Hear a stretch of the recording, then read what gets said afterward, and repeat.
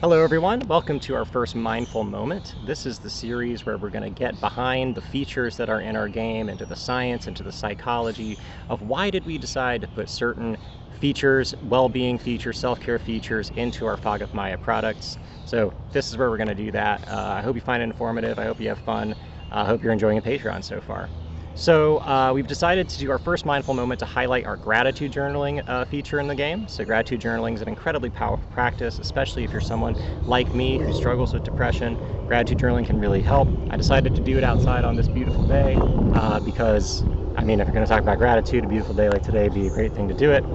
Please forgive the helicopters. They do like to fly by. So gratitude journaling. Why do we do it? What's the psychology and the science behind it? Might seem like a no-brainer thing. Oh, if I write down more grateful things, I'll be more grateful. That's true. Didn't need a PhD to figure that out. But let's pretend we did need a PhD.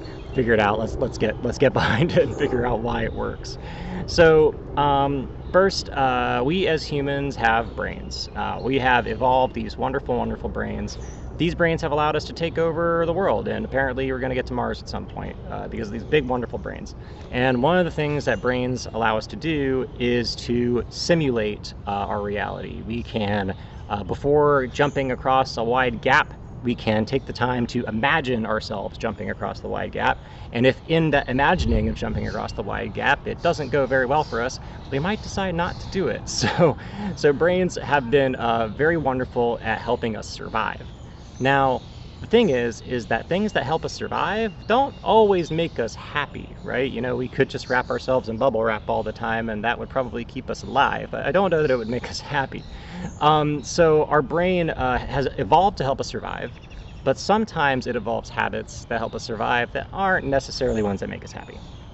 So one of those habits is what's called a negativity bias, and this is a pretty common thing to happen. So just take a moment to think about it.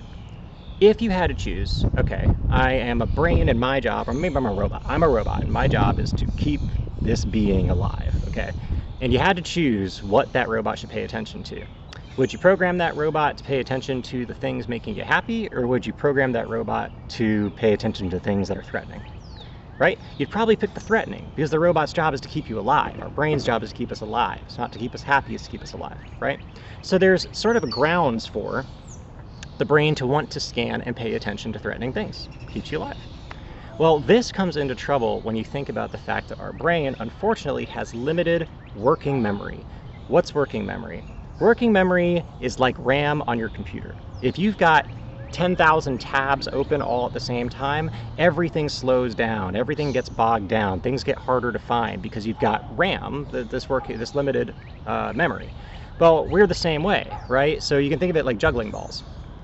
There's only so many things that we could be thinking about at any given time before they start to interfere with one another. Back when we didn't have smartphones that kept everything in memory for us, we used to have to remember phone numbers, right? And you're not trying to remember 919-469-0975, 919-469-0975. You're sitting there moving from the phone book. Those were also a thing.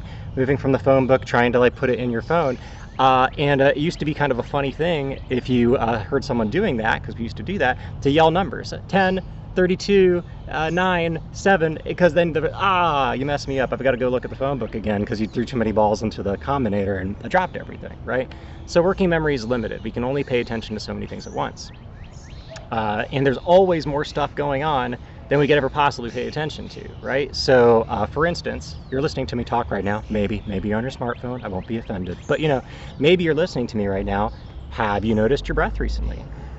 Have you noticed the temperature in the room? Have you noticed the color of the wall behind you? Like, you know, there's always more stuff happening than you can possibly be paying attention to.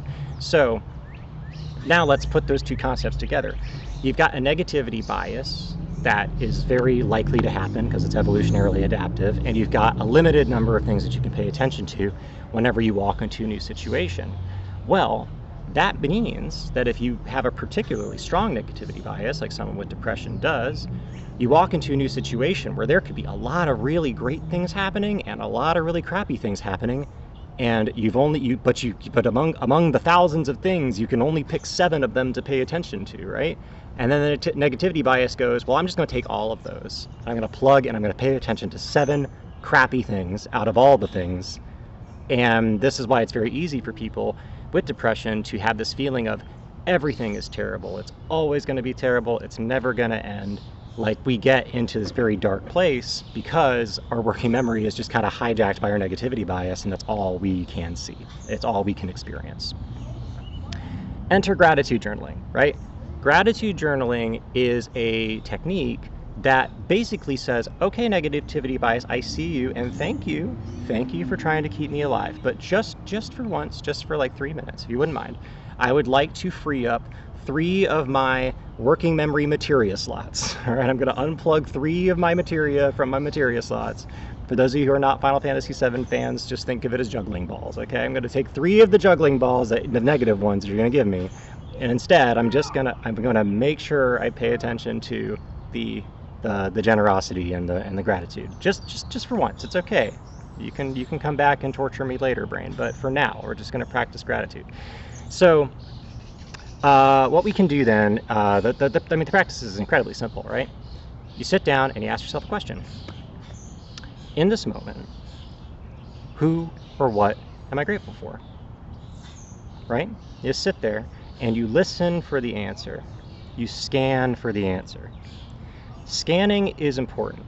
We are not trying to rush our way to an answer here. We are not trying to write down a laundry list of things we should be grateful for. It's not my friends, my family, my country. All wonderful things, I'm sure. But this isn't for anyone other than you. So the scanning and doing the actual work of sitting with the question and listening for the answer is a part of the practice. So don't rush this, right? Just sit, ask yourself the question, in this moment, who am I grateful for? What am I grateful for? I am grateful for the feeling of the clover under my feet right now. It's a really wonderful feeling. Now, the next thing to do is, after you've identified what the thing is the why. It's important to do the why. Our brains like causation. They like to have narrative, right? So it's the why. Why am I grateful for the clover under my feet? Well, I'm grateful for the clover under my feet because, first and foremost, it was raining for like 3 days this week. I was stuck inside.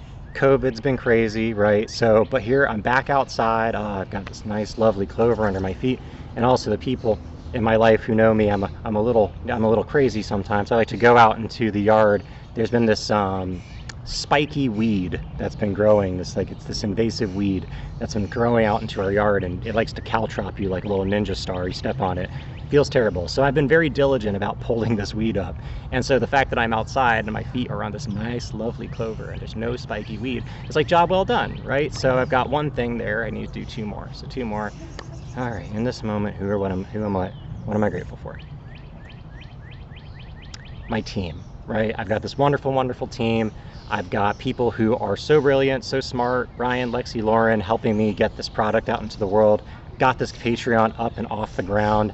Couldn't do it without them. Couldn't do it without Eric. A wonderful, wonderful team, right? So that's number 2. And number 3 is like this bird song out here, right? Living in the middle of Raleigh, oftentimes you don't really get to experience a lot of wildlife, and I really enjoy wildlife, really enjoy nature. And somehow or another, thank you, Mike, I've got this great, beautiful, natural backyard, and there's lots of birds back here hanging out. So I'm really grateful for that too. So I did 3 things. The last part of that practice is to do what's called a body scan. And you can do this during the practice as well. And a body scan is where you just get real still and you just check in with your body for, like, what does gratitude feel like, right? Emotions have a feeling, right? Anger feels hot. Sadness can feel heavy. Stress, we all, clenching and grinding, right? So what does gratitude feel like? Taking a moment and just thinking about those things, thinking about the grass under my feet, thinking about my team, thinking about, this bird song. And just starting by, like, checking in with my face. How does it feel in my face? How does it feel in my breath? How does it feel in my hands, in my belly, in my breath? Just checking in, because when you begin to familiarize yourself with what gratitude feels like, you'll start to notice it more when you feel it. So that's kind of the promise of gratitude journaling, is that it works through this avenue called neuroplasticity. So neuroplasticity is just this notion that practice makes perfect with everything, and that includes with thought, that includes with any sort of thought practice. So our negativity biases also formed through neuroplasticity, right? So, we paid attention to something negative and that kept us alive, and our brain was like, oh, well, that must be important, strengthen those neurons. So just like with the gym, you go to the gym, if you curl a dumbbell at the gym, you're not only strengthening sort of the muscle fibers, right? You're also strengthening the neurons, the muscle awareness that allows you to do this. Every time you practice something, it gets a little bit stronger, right? So the more you practice gratitude journaling, the more you practice saying, okay, negativity bias, thank you, I see you, but I'm going to practice with my gratitude materia, with my gratitude juggling balls. I'm gonna put those in. I'm gonna give that a try. The more you do that, the more your brain remembers that. Maybe the more your brain remembers positive things that come from that, and it's more likely to become your default, right? Because you've got sort of your base set of juggling balls, your base set of materia that you walk in each situation with. And if you're not necessarily doing this practice, if you have a strong negativity bias the way that I do, you may find yourself always walking in just saying negative, negative, negative, negative. This just allows for some new patterns, some new experiments to be run. And it's been shown in the lab to be pretty clinically associated with reductions in depression, which makes sense, right? So you're unworking your own negativity bias, you're finding more reasons to be grateful. And the thing that's really neat about this is that if you begin now not only kind of in that one situation, but if you actually develop the habit of going into more situations with your gratitude equipped, not only will you find more, you will find more everywhere. You will find more everywhere you look, because you're literally turning on your gratitude scanner, and when you turn it on, you're more likely to find stuff. So I'm going to take this last opportunity here to tease an additional feature in the game, which is that it looks like a train is coming through just in time, or maybe it's a helicopter. Sounds like a train. We'll see how the sound audio comes to this. I'm going to tease this feature. Oh no, it's too loud. No. Okay, so I'm going to tease this feature. When you strengthen your aura in the game, you will begin to actually see treasure in the environment that you won't see if you don't have a strong aura. So that's our way of kind of metaphorically bringing this into life, into the Fog of Maya games, into Amaru, the self-care virtual pet. There's actually a book called The Happiness Advantage by Sean Acor that you can check out. It gets at this notion that if you can find a way to make the mind's default mode happier, you tend to find more things that make you happy, right? So in the same way, the more you practice gratitude, the more you find gratitude stuff, the more you strengthen your aura, the more we're going to reward you by giving you sort of an aura vision that lets you see cool stuff in the game that you couldn't see before. So I hope you enjoyed this first mindful moment. I hope you check out Fog of Maya. So this is all coded up now. I'm going to pet my little guy. This is ready to go now, right? So this is a feature. This is my gratitude journal. I can tap into it. I've got my three spots, 1, 2, 3 for being able to enter what I'm grateful for and why. When I do it, I get this fun little gold gem that goes up here and powers up my aura.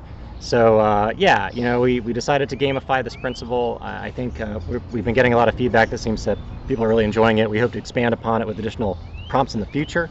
So if you've got some cool thoughts for us or suggestions or anything, hop on the Discord, let us know. And thanks for tuning into this first mindful moment. Looking forward to sharing more. Cheers.